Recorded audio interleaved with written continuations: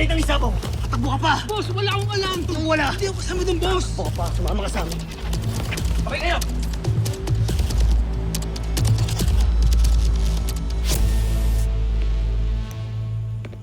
Babe, can we talk? Sure. Babe, pati ba naman yung pagtulong ni Ma'am Stella kine-question mo? Buti nga may malasakit siya sa PBI at sa buong firewall. May respeto ko si Ma'am Stella, okay? Lalo na siya nagpo-foresee ng mga operations natin dito sa firewall. Bilang babaeng pakakasalan ni Daddy, ayoko nang sinusuhulan ako. Babe, wala ka talaga sinisino, no?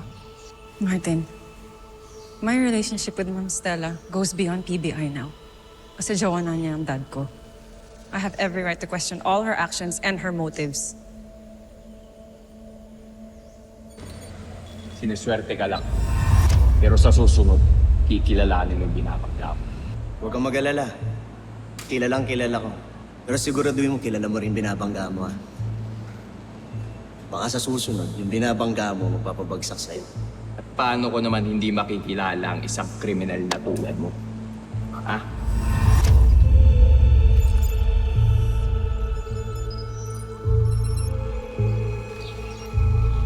Una ko lang makapag-angas ka pa ngayon.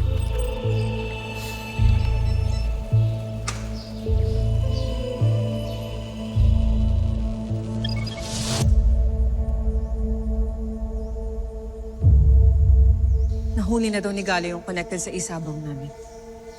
That's good. Minsan din, maasahan din talaga yung siraulo mong agent, no? Tawaging si Raulo, may makarinig sa'yo. By the way, babe, yung ano pala,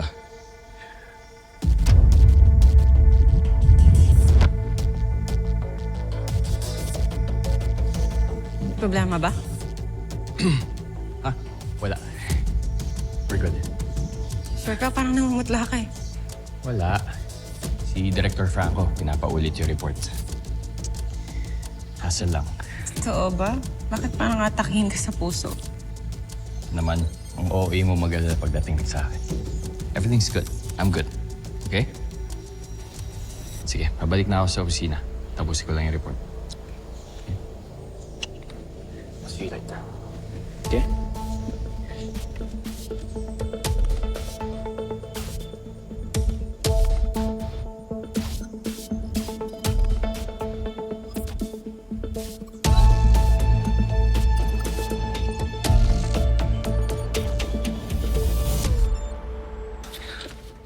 Asikasuhin mo to. Pakibilis, ha?